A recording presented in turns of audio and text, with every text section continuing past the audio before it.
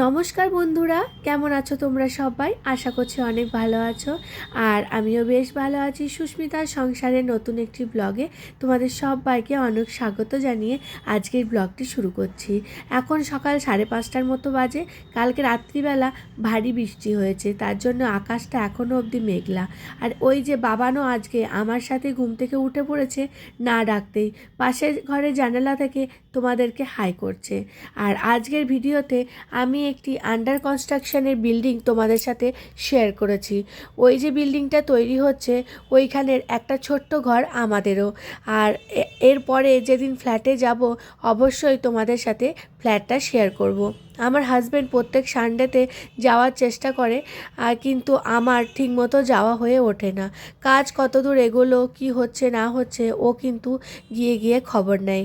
যেহেতু আমাদের লাইফের এটা প্রথম ঘর আমাদের হাজব্যান্ড ওয়াইফের, তো সেই কারণের জন্য আমরা অনেক এক্সাইটেড আর কি।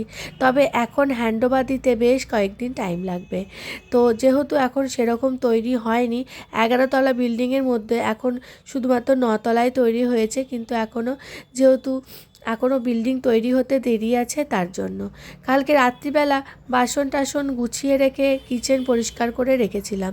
আর সেই সমস্ত বাসনগুলো সকালে এখন পরিষ্কার করে জায়গার মতো রেখে দিলাম। এরপরে ছেলে স্কুলে টিফিন বানাবো, কিন্তু টিফিন বানানোর আগে আমি একটু গরম চা করে খেয়ে নেব। তার কারণ আমার প্রচণ্ড সর্দি হয়েছে আর গলায় প্রচণ্ড রকমের ব্যথা। আর এই জন্য গত দুদিন তোমাদের সাথে কোনো রকম ভিডিও আমি শেয়ার করে উঠতে পারিনি। এখন একটু গরম গরম চা খাবো। আসলে এই সময়ে না আর অন্য খাবার খেতে একদমই ভালো লাগছে না, এই গরম চা কফিটাই ভালো লাগছে। আর গলায় যেহেতু সেক পড়ছে, একটু গরম গরম খাবার খেলে তা এই খাবারটা এখন এই দুদিনে আমার প্রচণ্ড প্রিয় হয়ে উঠেছে বলতে পারো। তো এরপরে ছেলের জন্য একটু হরলিক্স করে দেবো, তারপরে ছেলে স্কুলে টিফিন করব। ভিডিওটা না আমি শ্যুট করে রেখেছিলাম, কিন্তু এডিটিংয়ের অভাবে তোমাদের সাথে শেয়ার করে উঠতে পারিনি। ওই যে বললাম প্রচণ্ড রকমের গলা ব্যথা, আর গলাটার ভয়েসটাও অনেকটা বসে গিয়েছিল, তাই ভয়েসটা শোনাতেও খুব একটা ভালো লাগছিল না। এই কারণের জন্য দুদিন ভিডিও আমাকে স্কিপ করতে হয়েছে। আগের দিন আমি পাস্তা বানানোর জন্য সমস্ত ইনগ্রিডিয়েন্টস কেটে কুটেই রেখেছিলাম। ছেলের বায়নাতে আজকে স্কুলে একটু ওকে পাস্তা করে দিতে হবে, তার কারণের জন্য আজকে একটু এগ পাস্তা করে রেখে দেবো। আমি চেষ্টা করি আগের দিন এই সমস্ত খাবার বানানোর জন্য আগের দিন সেই সমস্ত কাটাকুটি যে সব সবজিগুলো লাগবে সেগুলো আর কি কেটেও রাখার জন্য। ওদিকে আমার পাস্তাটা বয়েল হচ্ছে, আর এদিকে আমি গরম গরম আমার জন্য 1 কাপ চা করে নিয়েছি। এরপরে চলে এসেছি ছেলে স্কুলে টিফিন করার জন্য, তাই আজকে এগ পাস্তা বানিয়ে দেবো। তো আমি একদম নর্মাল যেভাবে পাস্তা বানাই আর কি ওইভাবেই পাস্তা বানাবো।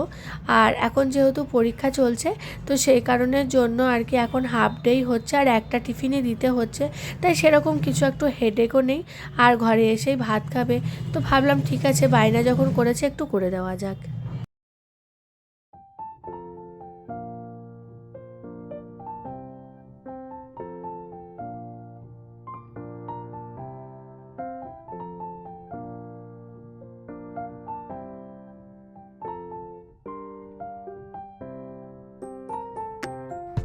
তো নর্মাল যেভাবে পাস্তা বানাই আমিও সেভাবে পাস্তা বানিয়েছি। ওই যে একটু ডিমটা প্রথমে ঝুরি ভাজার মতো করে ভেজে নিয়ে এরপরে যা যা সবজি তোমরা অ্যাড করতে চাও, আমি এখানে অ্যাড করেছি হচ্ছে গাজর, বিনস আর ছোট ছোট করে কাটা ক্যাপসিকাম। তো আমার ছেলে খুব একটা সবজি ভালোবাসে না, তাই হিজিবিজি সবজি আমি কিছু দিইনি। তবে এর মধ্যে তোমরা আলু, পেঁয়াজ এইসবও কিন্তু অ্যাড করতে পারো, আমি সেরকম কিছু অ্যাড করিনি। এরপরে বয়েল করা পাস্তাটা দিয়ে দিয়েছিলাম এবং তার সাথে অ্যাড করেছিলাম হচ্ছে একটু পিৎজা পাস্তা সস, একটু টমেটো সস, আর লাস্টে না আমি একটু গোলমরিচ গুঁড়ো এবং একটু মেয়োনিজও অ্যাড করেছিলাম। তোমরা চাইলে চিজও অ্যাড করতে পারো, কিন্তু আমার কাছে আজকে চিজ অ্যাভেলেবেল ছিল না, সে কারণের জন্য আমি অ্যাড করতে পারিনি। আর এইভাবে পাস্তা বানিয়ে দিলে আমার ছেলে খুব খেতে পছন্দ করে, তাই আমি এইভাবেই বানিয়ে দিই। এরপরে এই যে টেবিলটা ভালো করে মুছে নিচ্ছি এখন, এরপরে হাজব্যান্ডকেও খেতে দেবো। আর টেবিল মুছে এখন চলে এসেছি রান্নাঘরে হাজব্যান্ডের জন্য রান্না করে নেওয়ার। আর সকালে কিছুটা খাওয়া দাওয়া আমাদের কমপ্লিট হয়ে গেছে, এরপরে হাজব্যান্ডের অফিসের জন্য রান্নাবান্না করে নেব। তো আমি আমার মতো অনেক গৃহিণীরা আছে যাদের হাজব্যান্ডের সকালের দিকে মর্নিং শিফট থাকে এবং সকালের দিকে রান্নাবান্নাটা সবার আগে করতে হয়। আমি যেমন সকালে উঠেই আমার ছেলের আগে টিফিন, তারপরে হাজব্যান্ডের রান্নাবান্না করে তারপরে ঘরের বাকি সমস্ত কাজকর্ম করে থাকি। তবে সুযোগ সুবিধা সেটা মানে অন্যরকম হলেও আমি প্রথমে কাজকর্মটাও করে থাকি, তবে বেশিরভাগ দিন আমার এই রুটিনটাই চলে। তো আগের দিন এই যে সবজিগুলো সব কেটে রেখে দিয়েছিলাম, তারপরে আর তোমাদের সাথে ভিডিও শেয়ার করিনি। তো এটা হচ্ছে তার পরের দিনেরই ভিডিও, কিন্তু ওই যে বললাম এডিটিংয়ের অভাবে তোমাদের সাথে শেয়ার করে উঠতে পারিনি। একটা নিরামিষ তরকারি বানালাম, বটবটি কলাই আর কুমড়ো আর আলু দিয়ে একটা তরকারি। তো ওইদিকে তরকারিটা তো আমার হয়ে গেছে, পাশের ওভেনে চাপিয়ে দিয়েছি।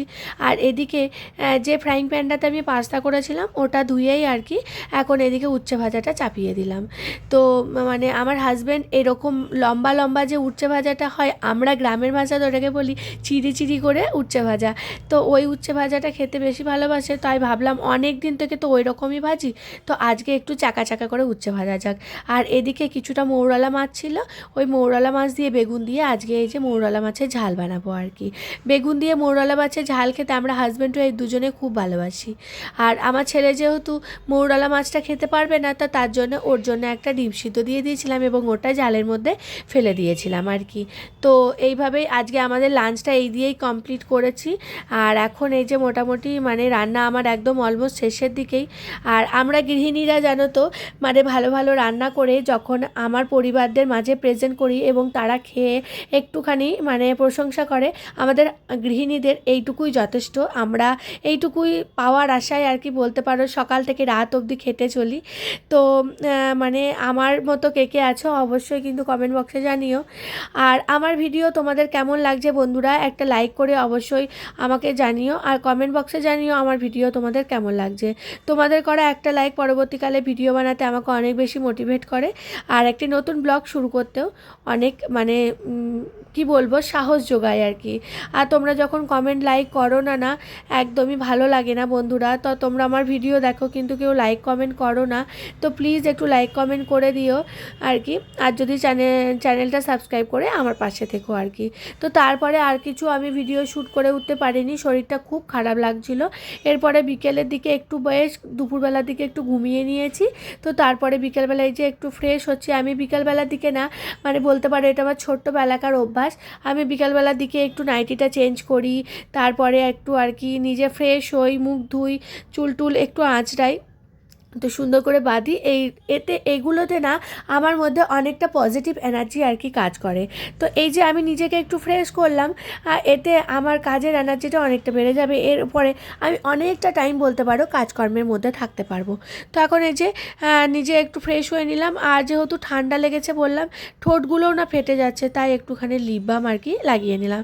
এরপরে দুদিনের বেশ কিছু জামা কাপড় ছিল, সেসব জামা কাপড় আর কি ভাঁজই করা হচ্ছিল না। তার কারণ এই জন্যই ছিল না যে যেহেতু একসাথে জামা কাপড়গুলো শুকোচ্ছে না, মানে যেহেতু প্রত্যেক দিন বৃষ্টি হচ্ছে, এদিকে ওদিকে মিলে রাখতে হচ্ছে, জামা কাপড় শুকোতেও অনেক লেট হচ্ছে। তো সেই কারণের জন্য জামা কাপড়গুলো ফোল্ড করতেও বেশ কিছুদিন টাইম লেগে গেল আর কি। তো এখন দুদিনের জামা কাপড় একসাথে ফোল্ড করব, অনেকটা জামা কাপড় রয়েছে আর কি। তো চলো এখন জামা কাপড়গুলো ফোল্ড করে নিই।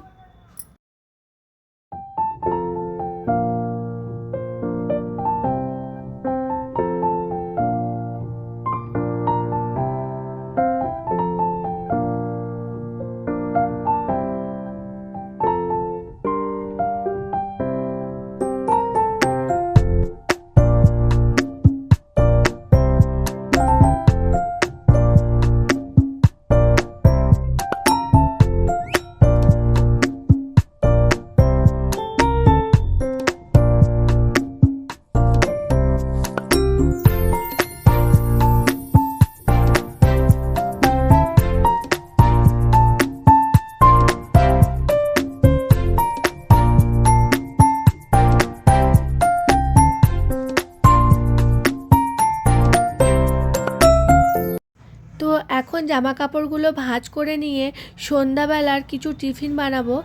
আর এই যে ছেলের যেহেতু এখন এক্সাম চলছে, তো সে কারণের জন্য ওকে পড়াতে বসারও একটা ব্যাপার রয়েছে। আর জামা কাপড়গুলো এইখানে ভাঁজ করে রাখলে বেটুর আর কি যেহেতু গিটারের স্যার আসবে, তো সেই কারণের জন্য আর কি এই ঘরে যেহেতু গিটারটা শেখাই, তো সেই কারণের জন্য এই ঘরটাও সবসময় পরিষ্কার পরিচ্ছন্ন আমাকে রাখতে হয়। তাই ভাবলাম জামা কাপড়গুলো ফোল্ড করে নিই তাড়াতাড়ি, আর যেহেতু স্যার আসবে আর কি ঠিক জায়গা মতো গুছিয়ে রেখে দেবো। তো চলো বন্ধুরা, আজকের ভিডিওটা আমি এখানেই শেষ করছি। যদি ভালো লেগে থাকে অবশ্যই like, comment, share and subscribe করতে কিন্তু ভুলো না। আর তোমরা সবাই খুব ভালো থেকো, সুস্থ থেকো, আর অবশ্যই আমার ভিডিও দেখতে থেকো। আর তোমাদের করা একটা লাইক পরবর্তীকালে ভিডিও বানাতে অনেক বেশি সাহায্য করে। তো চলো আজকের মতো টাটা, দেখা হবে নেক্সট ব্লগ।